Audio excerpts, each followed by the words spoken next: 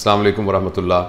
तकरीबन 2500 लोग हो गए हैं जिन्होंने ये ख्वाहिश ज़ाहिर की है कि वो इस ग्रुप को ज्वाइन करेंगे, यानी उन्होंने ये ख्वाहिश ज़ाहिर की है कि वो तब्दील होना चाहते हैं और अपने अंदर एक तब्दीली लाना चाहते हैं। तो आज आइए उसका आगाज़ करते हैं। सबसे पहले हमें ये समझना ज़रूरी है कि जिस तब्दीली की हम बात कर रहे हैं वो तब्दीली है क्या। देखें ना, अगर एक शख्स के पास एक गाड़ी थी तो उसके पास 2 गाड़ियाँ हो गई तो तब्दीली तो आ गई। किसी का छोटा घर था तो बड़ा घर हो गया तो वो भी तब्दीली आ गई। तो क्या हम इस तब्दीली की बात कर रहे हैं? एक आदमी कम पैसे कमाता था, वो ज़्यादा पैसे कमाने लग गया, तो क्या हम इस तब्दीली की बात कर रहे हैं? तो नहीं, हम इस तब्दीली की बात नहीं कर रहे। हम इस तब्दीली की बात कर रहे हैं कि हमारे इस जिस्म और हमारी जहानत और हमारे जज्बात, इन सब की जो मरकज़ है इसका सब का, वो ज़िंदगी है। ज़िंदगी एक लहर की तरह, ज़िंदगी एक शोले की तरह हमारे अंदर रवां दवा है और वही हमारी इस बॉडी को और हमारे दिमाग को और हमारे एहसासात को चला रही है। अच्छा, वो जो अंदर एक लहर है जिसका नाम ज़िंदगी है, उसकी एक फ्रीक्वेंसी है। हो सकता है ये बातें बिल्कुल ऐसी ना हों जैसे मैं आपको बता रहा हूँ, मगर ये समझाने के लिए एक तमसील के तौर पर मैं आपको बयान कर रहा हूँ कि उसके अंदर एक वाइब्रेशन है। और इसी तरीके से हमारे बाहर ज़िंदगी रवां दवा है मुख्तलिफ़ शक्लों में। कुछ तो इंसानों की शक्लों में, कुछ हैवानात की शक्ल में, कुछ दरख्तों की शक्ल में और कुछ जमादात की शक्ल में। वो चीज़ें जो जमी हुई हमें मुर्दा नज़र आती हैं, यानी मेज़, यानी कुर्सी, यानी पहाड़, यानी दरिया, यानी समंदर, उनके अंदर भी एक ज़िंदगी अपनी पूरी तवानाइयों के साथ सरगर्म अमल है और उस सारी की भी एक फ्रीक्वेंसी है। जब हमारी अंदर की फ्रीक्वेंसी बाहर की फ्रीक्वेंसी से मैच कर जाती है, यानी ये कि हमारे अंदर एक सुकून होता है और ये सुकून बाहर की ज़िंदगी के साथ बिल्कुल उसकी सतह के साथ एक दूसरे से मरबूत होता है, तो ऐसी सूरत के में हम ये कह सकते हैं कि हमारी ज़िंदगी मस्बत है, हमारी ज़िंदगी पॉजिटिव है और हमारी ज़िंदगी बग़ैर दुश्वारी के, बग़ैर दिक्कत के, बग़ैर ज़ोर लगाए, बग़ैर किसी तकलीफ़ के गुज़र रही है। और इस ज़िंदगी के बहाव की वजह से जो हमारे बाहर जो अवामिल वक़ू पज़ीर हो रहे हैं, उन सब के ऊपर एक बेहतरी का असर पड़ता है। जब एक पॉजिटिव सोच वाला, पॉजिटिव ज़िंदगी वाला इंसान जिस जगह पर मौजूद होता है तो अपने इर्द गिर्द इस तरीके से रोशनी फैला देता है, इस तरीके से प्लेजेंटनेस क्रिएट कर देता है जैसे दिए के जलने की वजह से रोशनी हो जाती है। तो हम इस तब्दीली की बात कर रहे हैं।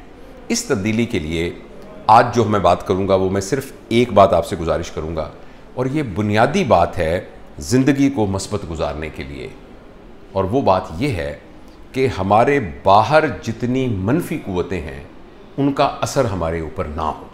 देखें ना, आप ये कहेंगे कि कोई शख्स कैसे मस्बत ज़िंदगी गुजार सकता है अगर उसके इर्द गिर्द का माहौल मनफी हो, वहाँ उसकी बीवी, उसका हस्बैंड या उसके बच्चे जो हैं वो उसकी मर्ज़ी के मुताबिक ज़िंदगी ना गुजार रहे हों, जिसके माहौल में बहुत ज़्यादा लड़ाई हो, झगड़ा हो, फसाद हो, बेईमानी हो, बददियानती हो, तो वो कैसे अंदर पॉजिटिव रह सकता है?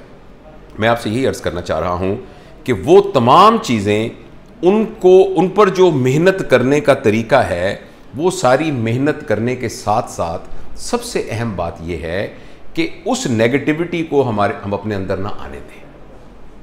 और उसके लिए जो मैं आपको आज एक टेक होम मैसेज दे रहा हूँ वो ये दे रहा हूँ कि आज से हम ये फ़ैसला करें कि जितने लोग हमारे अलावा हैं हम उन सब को माफ़ करते हैं।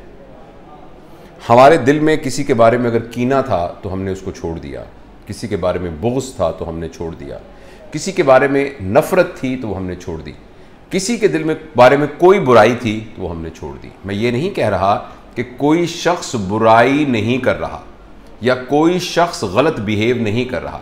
मैं ये कह रहा हूँ कि वो जो कुछ भी हो रहा है, अलबत्ता मैं अपने दिल में उसके बारे में किसी किस्म की नेगेटिविटी को अंदर नहीं रख रहा।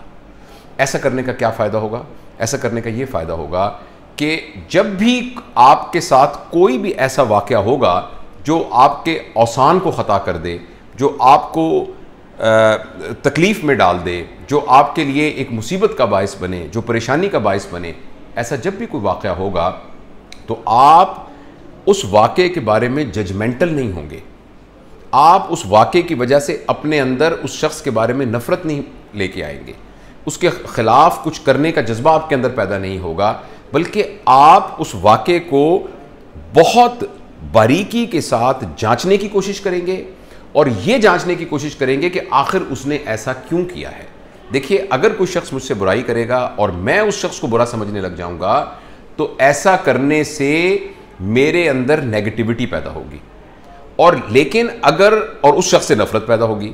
लेकिन अगर मैं उस शख्स के बारे में जजमेंटल नहीं होऊंगा और समझने की कोशिश करूंगा कि आखिर उसने ऐसा किया, ऐसा क्यों किया, यानी बात उसने बहुत बुरी की लेकिन उसने आखिर क्यों की, ऐसा करने से उस शख्स के बारे में मेरे दिल के अंदर एक हमदर्दी, एक प्यार और मोहब्बत डेवलप हो जाएगी। देखिए कितनी अजीब बात है कि कोई शख्स आपके साथ बुराई करे तो एक तरफ तो आपके दिल में नफरत पैदा हो रही थी और दूसरी तरफ आपके दिल में उसके बारे में मोहब्बत पैदा होगी, इसलिए कि आप तो शख्स को बुरा नहीं समझ रहे, मगर उस शख्स से बहुत बड़ी बुराई सरजद हो रही है और यह बात आपके लिए बड़ी तकलीफ दे होगी कि आखिर एक शख्स से बुराई क्यों सरजद हो रही है। तो ये एक पैराडाइम शिफ्ट है जिसको करना है। थोड़ी सी क्लैरिफिकेशन करना चाहता हूं। आप ये कहेंगे कि एक शख्स ने मेरी ज़मीन पे कब्जा कर लिया और मैंने उसके खिलाफ मुकदमा दर्ज किया हुआ है, तो आप कह रहे हैं उसको माफ़ कर दें। आपका प्रमोशन का केस है, किसी शख्स ने आपका हक मार के आपसे पहले प्रमोट हो गया है, आप कहें मैंने उसके खिलाफ दरख्वास्त दी हुई है तो उसको मैं कैसे छोड़ दूँ। मैं हरगिज़ ये नहीं कह रहा। जो आपका कानूनी राइट है और उसका जो कानूनी तरीका है, मैं उससे मना करने को नहीं कह रहा, लेकिन बग़ैर किसी वजह से किसी के बारे में दिल के अंदर नफ़रत रखना, ये आपकी अंदर की तमाम तवानाइयों को मनफी तवानाइयों में तब्दील कर देती हैं, जिसकी वजह से हम ग्रो हो ही नहीं सकते। हम जितनी एनर्जी अपने अंदर डेवलप करते हैं वो सारी की सारी उन मनफी कुव्वतों के साथ तसादुम में खर्च हो जाती हैं और हमारे लिए वो मस्बत कुव्वत बचती ही नहीं है, जिसकी वजह से हमारा इखलाक बड़ा हो, हमारा किरदार बड़ा हो, हमारी सोचें बड़ी हों, हमारे जज्बात हमारे काबू में आए। लिहाजा मैं अपनी बात को ख़त्म करता हूँ। अगले हफ्ते के लिए तमाम दोस्तों के लिए टेक होम मैसेज ये है कि हमने एक शऊरी कोशिश करनी है कि सब लोगों को माफ़ कर देना है। अब तक मेरे साथ जिसने जो कुछ किया मैं उसको माफ़ करता हूँ। मेरे दिल में किसी के बारे में कोई नफ़रत नहीं है, मेरे दिल में किसी के बारे में कोई बुग़्ज़ नहीं है, मैंने किसी से कोई बदला नहीं लेला। जब आप ऐसा करेंगे आपके मुंह से किसी के बारे में कोई बुराई निकलेगी नहीं, उसके पीठ पीछे आप कोई उसकी चुगली नहीं करेंगे, आप उसको कोशिश नहीं करेंगे नीचा दिखाने की, और ये एज सच आपके अंदर इतनी ज़्यादा पॉजिटिविटी लेके आएगा कि आपकी सारी एनर्जी बच जाएगी अपने इस्तेमाल के लिए।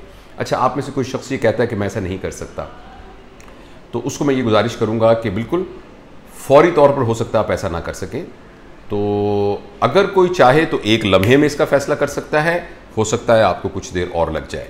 लेकिन अगर आप ये कहें कि ये तो मैंने नहीं करना, फिर मैं माफ़ी चाहता हूँ, हम एक गलत सड़क पर पड़े हुए हैं। हम जिस रास्ते पे पड़े हुए हैं ये रास्ता हमें अपनी मंजिल पे नहीं लेके जाएगा।